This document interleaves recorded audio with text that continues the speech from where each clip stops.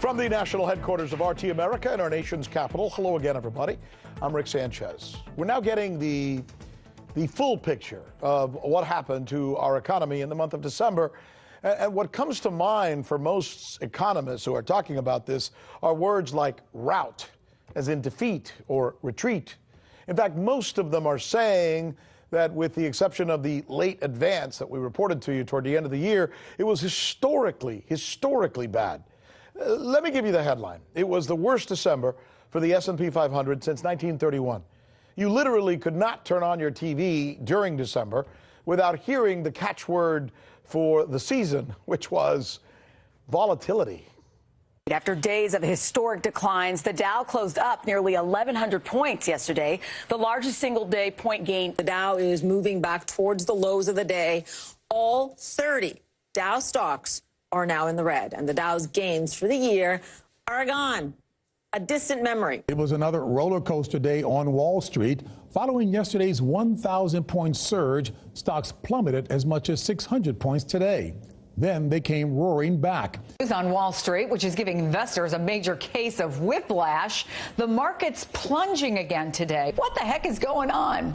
What the heck is going on? So now, as we embark on a new year, we have to ask ourselves a series of questions. For example, what happens with countries who are deciding they no longer want to use the dollar as their standard?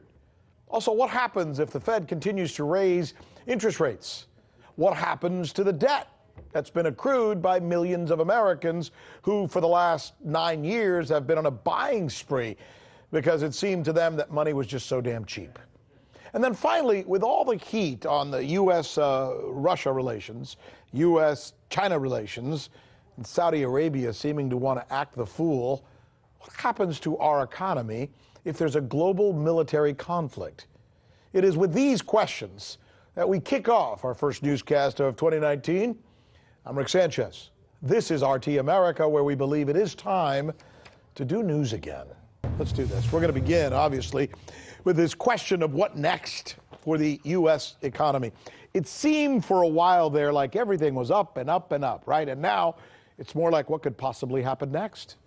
Let me visualize this volatility for you. First of all, there is talk that countries like China and Russia and Turkey and India are looking to dump the dollar. And then there's the S&P 500, which experienced its worst December rout since 1931. Then stocks all over the world started limping, literally limping to a finish in places especially like Japan and Germany. Europe's main stock, its gauge fell by 13%. The 10-year Treasury yield slid 2.68%. That was the lowest since February of that year. And in commodities, crude showed its first loss since 2015. So what was up? Gold. Gold finished the year on a 6-month high, which is usually, as most of you know, a sure sign that investors don't trust the market conditions, so they do gold as a hedge. So with all of that said, what I want to do now is bring in somebody who knows a lot about this and can help us try and make sense of it. Bart Chilton was the commissioner for the U.S. commodity futures trading from 2007 to 2014. He's also the host of Boom Bust here on RT America, and he joins us now to try and make sense of this volatility. Bart, I'm so glad you're here. Let me start with this. What happened? What happened last year?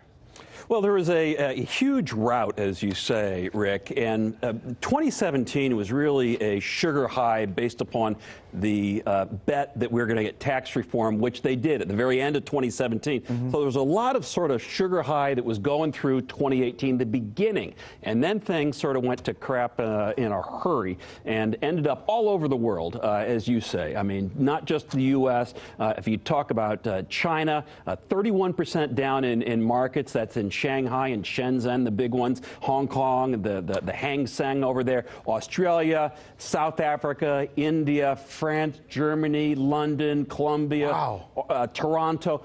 globally all over. About one of the only few places it was good was actually Brazil. Other than that, not many markets did well last year, and the U.S. really took it on the chin. Well, was it all about trepidation? Was it about Trump's bravado? Was it about fears of this trade war? Was it about Saudi Arabia? What was it? All of the above and more, including the increase in interest rates by the U.S. Federal Reserve. The economy was sort of moving forward. A lot of the economic indicators, growth was good. And so the Fed started raising interest rates by 1/4 point at a time. They did so 3 times, and that slowed down growth. They had to do that, right? I mean, at some point, it has to go up. You have to do it. You can't have, I mean, the president says he wants interest rates low, but he comes from a real estate developer. I mean, anybody that looks at the economy knows that you can't just have like 0% interest rates forever. So all those things went into it, and I think the big kicker going forward is going to be looking at these trade problems. Lots of tensions, and could be a terrible problem for markets. There's something going on that a lot of people are talking about it, and we, you know, guys like you understand this better than the rest of us. So I guess I want to gauge from you how serious this is. There's a lot of talk that countries like India, even China, Russia, and of course some of the countries that are less apt to be our enemies are obviously wanting to do something like this, but that is almost either casually or totally separating themselves from our currency, the dollar, as a standard. What is your take on that? Well, I mean, it used to be the pound, right? Everybody used to, the currency of the globe used to be the pound sterling from Britain, and then it became the U.S. dollar. And when there's anxiety and frustration with a certain nation, and there's been a lot with the U.S. in the last couple of years, people are saying, screw the U.S., we want to delink. And some of them will decide to do their own business in a denomination of their choosing, not the U.S. dollar, between themselves. Yeah. But for the short term, actually for the longer term, I think, the U.S. dollar is going to be the benchmark. It's going to be the standards. International agreements are going to be written with the dollar in mind.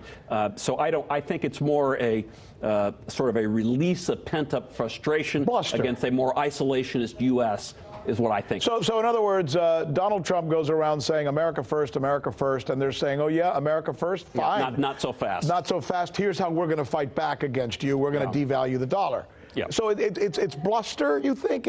I think it's mainly bluster. They're not going to do it. They're not going to do it. They may do it between themselves. So you might have Russia and China do it together back and forth, but you're not going to have the whole world. You're not going to have India and everybody separate from using the dollar. Now, will it be like that in 30 years? Maybe not, but for the near future, sure. Let me ask you a final question. Everybody seems to be talking about this recession thing. There's a recession coming end of 2019, that's this year, or beginning of 2020. It's got a lot of people spooked, and I'm hearing in the market, I'm hearing a lot of my friends talk about them holding back on some things. What's your forecast this early in the year?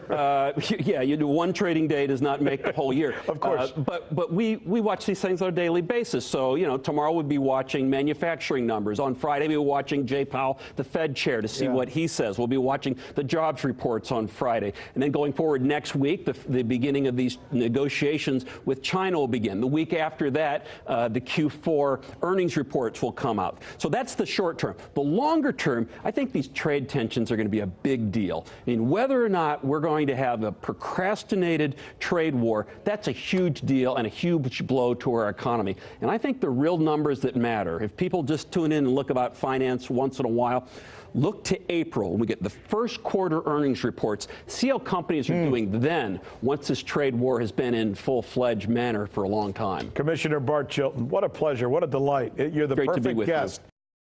Hey YouTube, thanks for checking out our channel. We hope you enjoyed the video.